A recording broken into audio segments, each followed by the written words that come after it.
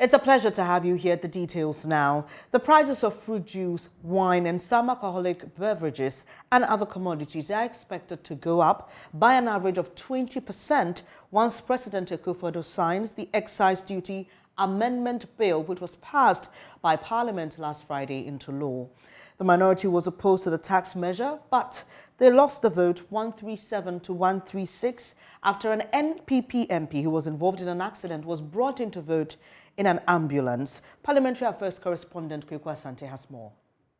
The Excise Duty, Growth and Sustainability Levy and Income Tax Amendment Bills had been opposed not just by the minority in Parliament, but by industry players as one which will significantly worsen the current economic crunch for citizens, but has been passed anyway. In particular, when the Excise Duty Amendment Bill is signed into law by the President, mineral water, energy drinks, non-alcoholic drinks, fruit juices will all go up by 20%. Deputy Finance Minister Abeno Siasare has been defending the measure. I want us to know that it's not just about government raising revenue, but it's also for health reasons. That is why government is including certain items in the schedule.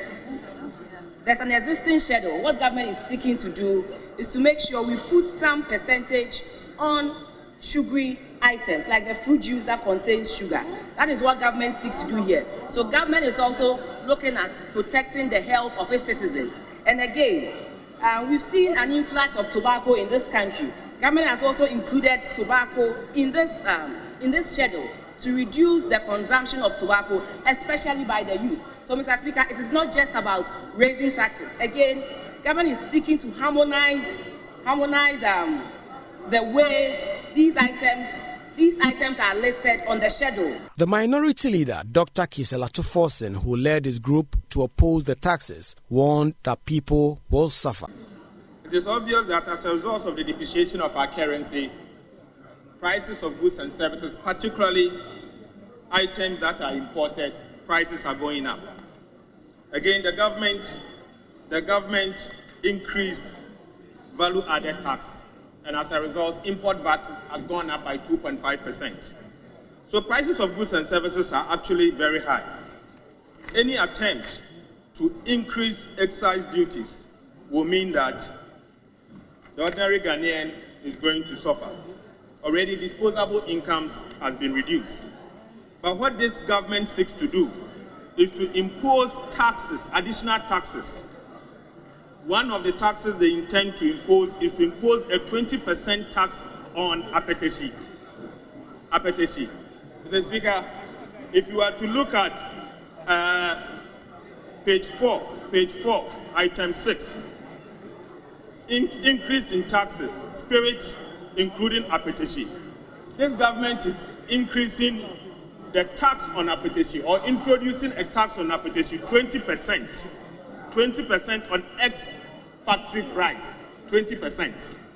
Aside that, they are saying that water, including mineral water and all in all descriptions, are going up. These tax measures are touted as key to Ghana getting an IMF loan, and it is expected that President Akufo-Addo will promptly sign them into law for implementation to begin. For Joy News, Kweku Asante. In reaction to the development, Chief Executive Officer of the Chamber of Commerce, Mark Bedu Abuaje, said the new revenue measures will mean industries will be killed at birth.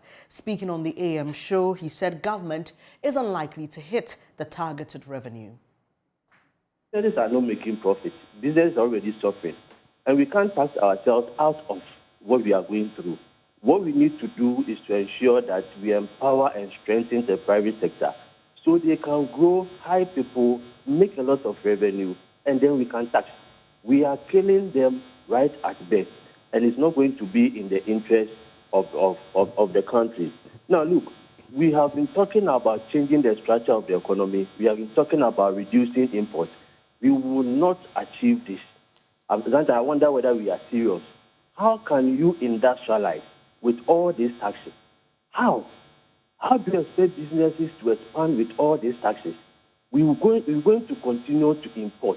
And it's about high time that we stop playing politics about the things affecting businesses. It's about high time we know the impact of these taxes on businesses and stop taxing them out of businesses. It won't work. Businesses are going to collapse. Already, they are not competitive. Already, the cost of doing business is high. Comparing it to what is happening in other countries. And you come in with taxes every day. How do you expect businesses to survive and expand and employ people? I'm telling you that in the end, maybe in the next year, next 2 years, the effect all of us will see how these taxes are going to impact on business, how they'll be able to make the profit, the revenue that they are talking about. While featuring on the same show, Director of Communications of the Ghana Union of Traders Association, Joseph Paddy, said the current tax regime has led to a drastic fall in the volume of imports at the ports. Good time, we did a fact finding. We went to the port. Gapoa, that used to clear about 150 containers a day. Now they can clear barely about 6 containers a day. We had a meeting with them just last Friday.